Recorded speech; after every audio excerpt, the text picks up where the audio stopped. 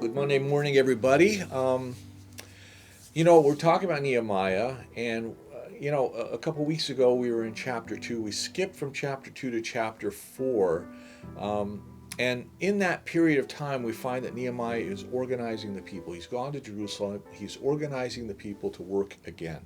We saw that the other nations were getting angry and organizing to stop them. They gathered their forces, they spread rumors that they will come en masse and destroy the city. They surround the city and encamp all around them in a show of force, and they threaten the work, and the people are cowering in fear inside the city walls.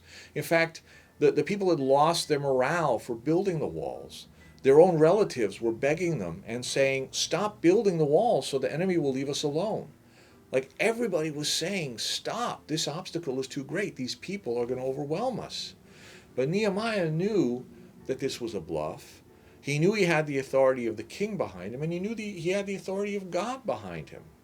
But the people were on the point of desertion, so he needed to do something. He needed to respond to the obstacle in a way that would demonstrate his faithfulness. So let's see what Nehemiah did to preserve victory.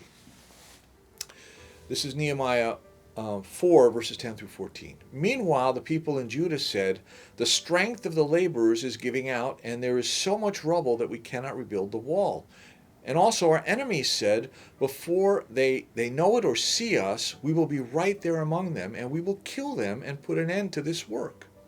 Then the Jews who lived near them came and told them 10 times over, "Wherever you turn, they will attack us."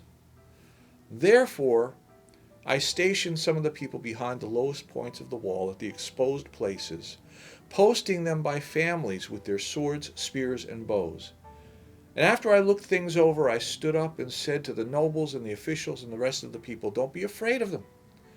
Remember the Lord, who is great and awesome, and fight for your brothers. Fight for your sons and your daughters and your wives and your homes." How do we respond to obstacles? Do we see our obstacles as insurmountable, or do we see them as something that we can overcome with the help of God? See, Nehemiah took some decisive action to solve the problem. He suspended work on the wall for a while. He said, "All right, that can wait."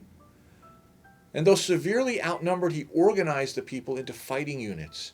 But what did he do? He gathered them all at the lowest points in the wall, the lowest points that needed the most protection, the weakest points. This let his enemy know a few things. Number one, they had lost the element of surprise. Number two, they would not take the city quickly or easily. These people were going to fight. And number three, the battle would be prolonged because he had organized them strategically in a way that there would be enough time for the king to hear about this and to send reinforcements. This plan worked for the time being. The enemy quickly lost interest and backed off. But again, the victory wasn't won that easily. Nehemiah resumed the work on the wall, but they still had to be careful. The enemy was still out there. The workers outside the wall were close to the action. They worked, but they kept their weapons in their hands. Skilled workers kept both hands free for the work, but they had weapons at the ready nearby.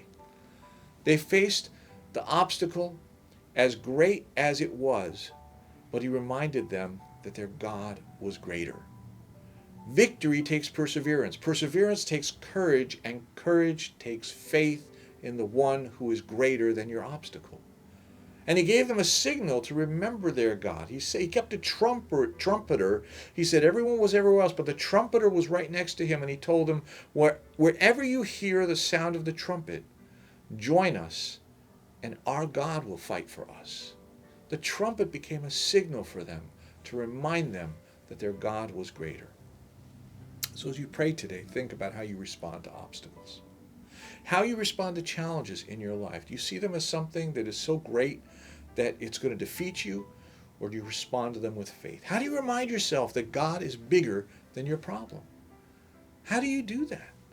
What is the signal you can give yourself to bring that truth to mind in that moment? To remind yourself in that moment that this obstacle can't overcome me. My God is greater. Victory is not in you. If it was in you, then yeah, you could doubt all you want. But your victory is not in you. It's in the God you serve who fights for you. And he is greater than anything you can face. So look things over. Look at the situation you're in. and stand up and say, as Nehemiah said, don't be afraid of it. Remember the Lord, who is great and awesome. And fight. It is in fighting and persevering through those obstacles, knowing that our God is greater, that we win the victory.